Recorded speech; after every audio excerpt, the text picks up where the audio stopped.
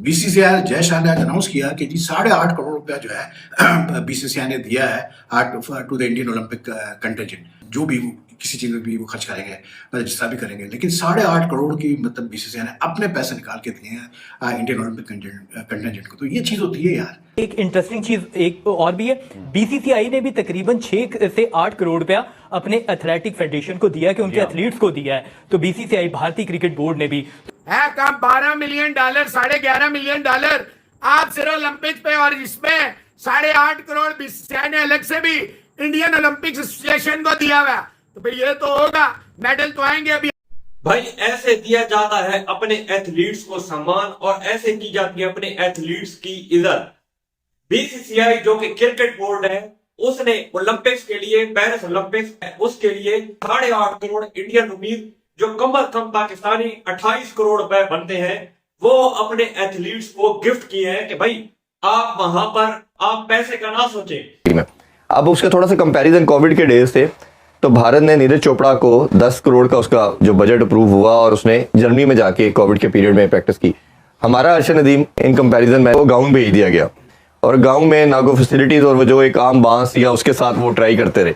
जो Olympic federation थी पाकिस्तान, उसका बजट 2 करोड़ था। मतलब जैसे पाकिस्तान क्रिकेट बोर्ड है, इतना पैसा इनके पास है जो ये मतलब उड़ाते रहते हैं पैसा, ठीक है ना, मतलब बेकार प्रोजेक्ट्स के ऊपर। आप थोड़ा सा अपने बजट में से सालाना निकालें for Nadeem Arshad and some other athletes के, इनको प्रॉपर ट्रेनिंग ये कर सके, प्रॉपर कोचिंग ले सके, तो इनका चांस बढ़े कि ये ओलंपिक लेवल पे जाके कुछ मेडल्स वगैरह जीते पाकिस्तान के लिए। अब आप देखें यार, वही चीज की बीसीसीआई ने।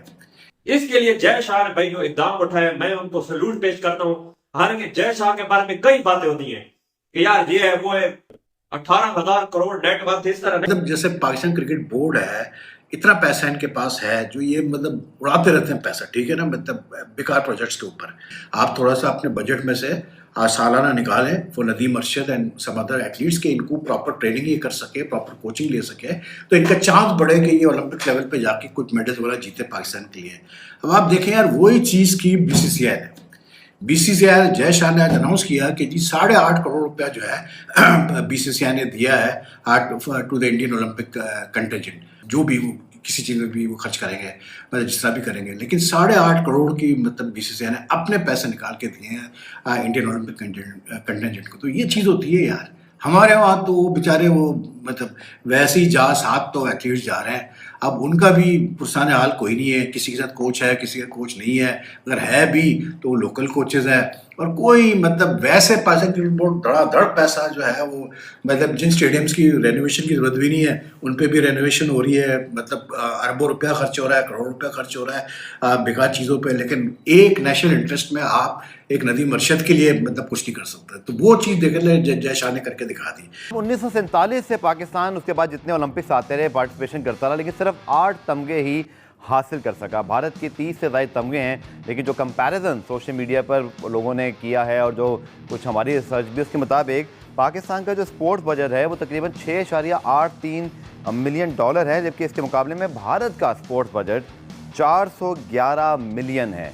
यही वजह है कि उनके 112 एथलीट पेरिस ओलंपिक में शरीक हो रहे हैं और हमारे सिर्फ 7, और हमारे पास जो एक्सपेंडिचर है 350,000, मतलब 350 कह लें कि हमारे पास एथलीट के लिए जो है वो बजट मौजूद है 3,50,000 अगर आप बोलें, और जो भारत के पास 11.48 मिलियन उन्होंने अपने एथलीट्स के लिए जो है वो बजट मुख्तस किया हुआ है। बड़े सवालात उठते हैं पाकिस्तान स्पोर्ट्स बोर्ड कि उनके पास तरक्याती बजट नहीं होते हैं, वो गवर्नमेंट का काम है। पाकिस्तान स्पोर्ट्स बोर्ड कर क्या रहा है इतने अरसे से? बात पे भी अपना सर पीटा था कि हमारा जो बजट भी मौजूद था ना, वो बजट भी खर्च हुए बगैर स्पोर्ट्स बोर्ड से वापस मिनिस्ट्री को गया था।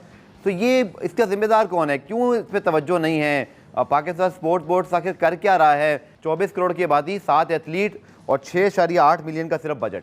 जी बिल्कुल, पिछले साल भी रिवर्स हुआ था, तो इस साल भी इसी तरह के हालात दिखाई दे रहे हैं और पाकिस्तान स्पोर्ट्स बोर्ड जो इकदाम करने चाहिए वो इकदाम नहीं कर रहे। दूसरी एक इंटरेस्टिंग चीज़ एक और भी है, बीसीसीआई ने भी तकरीबन 6 से 8 करोड़ रुपया अपने एथलेटिक फेडरेशन को दिया कि उनके एथलीट्स को दिया है। तो बीसीसीआई भारतीय क्रिकेट बोर्ड ने भी, तो हमारे जो एथलीट हैं वो compete ही नहीं कर पाते, उनके पास पैसे ही नहीं होते जाने के लिए। बहुत सारे ऐसे एथलीट हैं जो मुख्तलिफ कंपटीशन में जाना चाहते हैं लेकिन उनके पास पैसे नहीं है। दूसरी आप ये देखें इस मुल्क के साथ ज्यादती कि जो बजट है वो इस्तेमाल हुए बगैर वापस जाता ही। आप साल का इंडिया का बजट है 411 मिलियन स्पोर्ट्स का और पूरे साल का पाकिस्तान का है जनाब 6.83 मिलियन डॉलर।